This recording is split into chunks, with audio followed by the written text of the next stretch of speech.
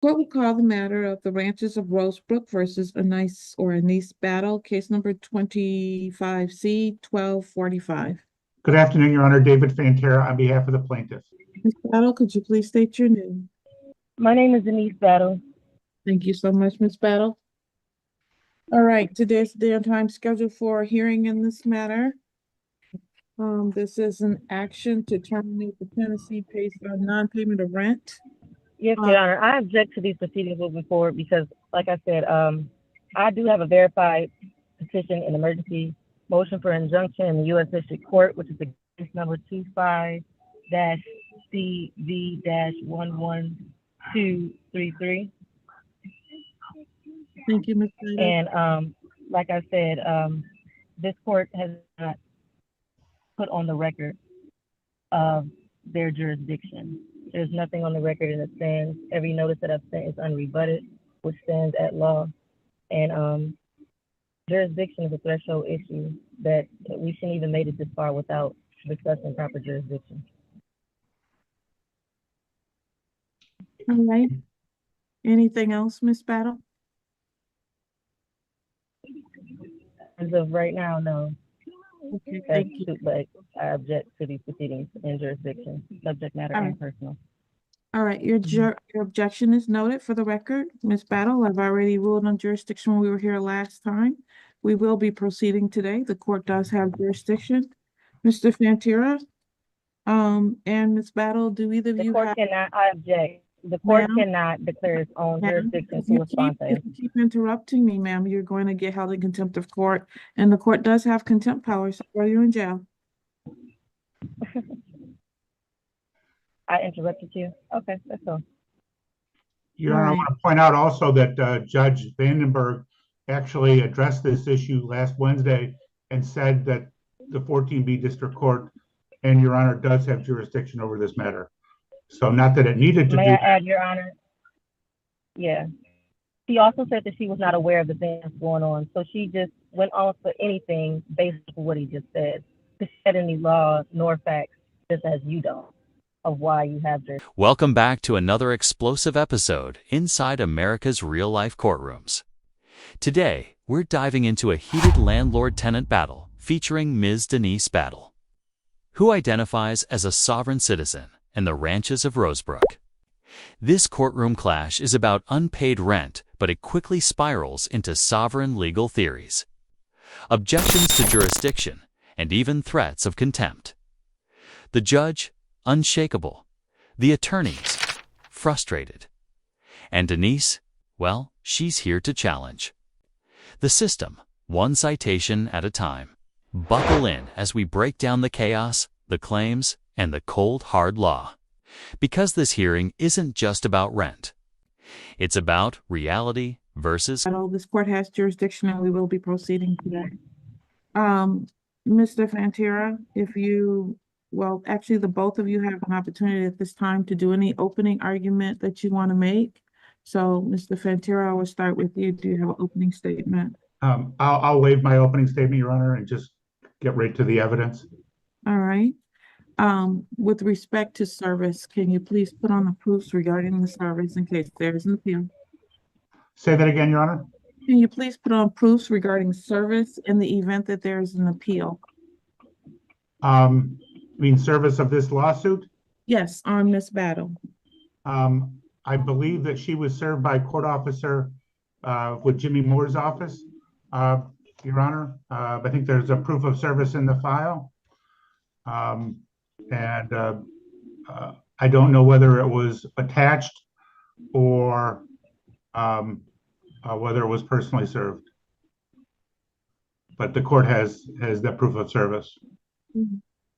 With respect to proof of service, the file indicates that Ms. Battle was served with two different ways pursuant to MCR 4.201B, which is she was served actually three different ways. She was served with an original mailing from the court, and then a second mailing went out from the court. Second mailing was requested by the plaintiff and was sent by this court.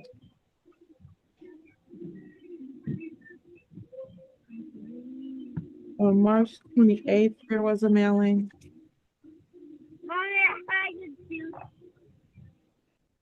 And then there was service by Edward Cope, who was the court officer.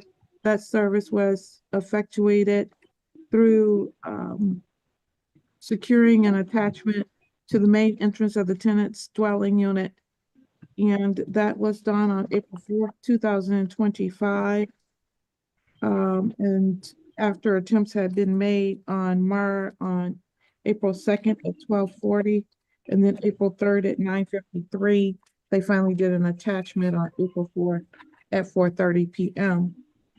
In addition to that, Ms. Battle showed up to the court on April 9th, 2025 before the magistrate, therefore acknowledging that she had received service in this matter and that service had been perfected. Right.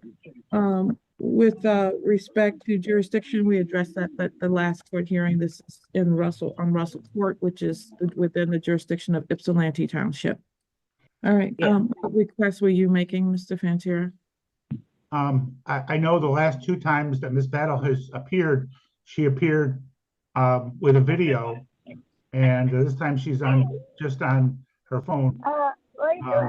Can we require her to be here by video today also? I would have had to give Well, her. the thing is like I tried to tell you all last time that the time was bad. This is when Here we go. Our tenant Denise Battle wastes no time launching into her sovereign citizen rhetoric. The moment she starts referencing a U.S. District Court injunction and insists there's no record of jurisdiction, you can almost hear the courtroom's collective eye roll. She demands due process, but doesn't want to acknowledge the court's authority. Classic move. Sovereign citizens often cite irrelevant or misunderstood legal doctrines. But here's the truth. A pending federal filing doesn't automatically halt a local eviction hearing, especially without a stay. This judge isn't playing games and already ruled on jurisdiction last time. Yet Denise is back at it, hoping repetition counts as legal. that's fine. Then I'm okay just proceeding as long as the court is comfortable that we can swear her in when she goes to testify. Thank you. I am comfortable. I can tell you that if I was going to require that she be here via video, I would need to give her notice of that prior to today's date. So I'm comfortable proceeding as we are. Okay. All right. And Ms. Battle, other than jurisdiction, which has been noted and reserved, do you have any other argument you want to make today with respect to this matter in terms of an opening argument? Of course. So, like I said, the contract has been rescinded on April 1st, and it was due to unconscionable pieces in the contract, including pieces that's wrong with the formation, as well as material breaches that's inside the contract. That contract has not been You said material material breaches. Oh, okay, go ahead. Breaches, yes, within the contract as well. That was sent out and received. Well, it actually wasn't received on April 1st because at the end of the day, the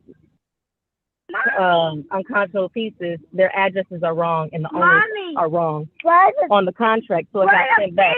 But once I realized it was sent and received on April 8th, 2015, and still remains unrebutted. They have yet to unrebut it in any case that we came and talked about the contract. And by law, according to Wall versus Zendaya, the Michigan law recognizes rescissions at common law for breach, fraud, and unconscionability. Meaning, if I give notice and it's unrebutted, that stands at law. Also, I've talked on personal matter jurisdiction, in which why I came in under special appearance the first two hearings, because at the end of the day, I'm not a legal person. I'm not in a legal capacity under Michigan law. I do not qualify as that person, which that person is a corporation, a trust, individual, in some type of legal entity of that nature, an association. I do not qualify as one of those people to be here and subjected to this without consent. Hence why, things were sent administratively and defaults were given administratively, because things are happening right here where I'm being deprived of due process. When the judge confirms the various service methods 3 in total, it shows the court bent over backward to ensure fair notice. Posting notice on the front door, textbook valid.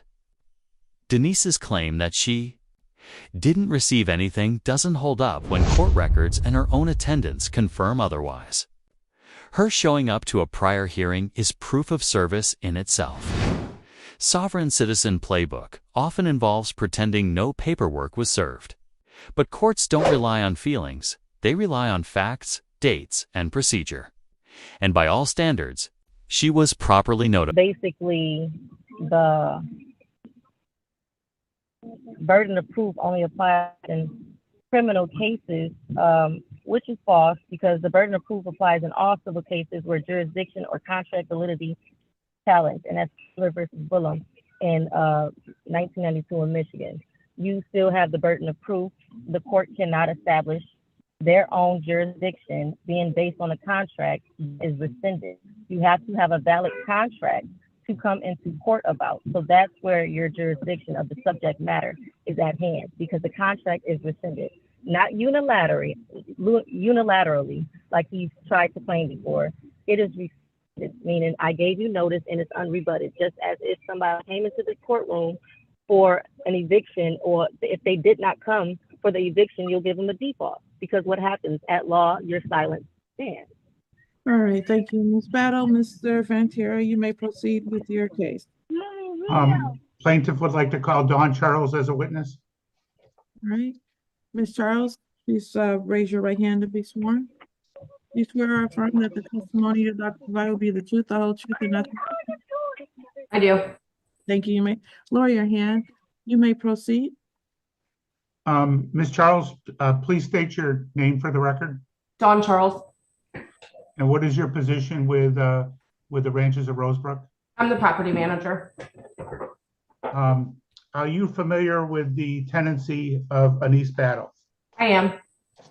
Are you familiar with the lease agreement that she signed? I am. Your Honor, I submitted to the court a lease agreement dated November 12, 2024. I'd be moving for that to be admitted as Plaintiff's Exhibit 1. Did you also provide a copy to the defendant? I did not, because I do not have her email address. But she should, Your Honor, I should say for the record, she should have a copy of the lease, because it is, because she signed it. Any objection? I never received a hard copy of the lease, and I've asked for a hard copy of the lease, never received it. And as I read the lease, that was also a breach of my lease, as I was supposed to receive it and sign it in person, as they made me sign it over online. So again, the information that he's saying about the lease is correct. I'm not here to argue about the lease. As far as what the original contract was, I'm arguing about the validity of what it is now, which is invalid and void. Of legal sounding arguments, syndic contracts, material breaches, personal jurisdiction, and even a Michigan case citation. But here's the deal. None of this rescinds a lease unless it's adjudicated and proven. Just sending a document saying this lease is void doesn't magically make it so. She's playing with legal buzzwords, hoping the court gets tangled in semantics. But the court needs evidence, not theory. If she wanted to claim fraud or unconscionability, she needed a counterclaim and supporting proof. She has neither. Allow the exhibit. No, I've said I did argue about the validity of the lease as far as it being valid, because it's not. But I'm not arguing that I entered into a lease on or around December 6th. That's not what I'm arguing. I'm arguing the validity of the lease. So let's correct that. You're arguing, you're not arguing that you entered into the, what are you arguing? Like I said, I do not object to actually entering into a lease. What I thought was, yes, a proper lease or on or around December 6th. I do not deny that, but I do deny the validity of the lease, because the lease has been rescinded and it's unconscionable. Yes. Thank you. You're arguing that the lease is rescinded is not the lease is being admitted. The lease is admitted. That objection is overruled. On what facts of law? The fact that I just ruled that, ma'am. That's not a fact or a law, so let the record show We're that not she has going- no The record no shows law or no merit to everything. The object. record shows everything, I got ma'am. you. You don't need to say that. And please I know stop. it will when I pull the transcripts, because like I said, this case is also Emotional heart of the hearing. Denise argues that while she acknowledges signing the lease, she was misled and never received a physical copy. It's a fair point to announce should have proper documentation. But she mixes it with sovereign language and personal definitions of law, which waters down any real legal impact. She's upset, that's real. But being upset doesn't void a contract. Her argument might hold more weight if focused and backed by evidence. Instead, it sounds like courtroom karaoke. She hits all the buzzwords.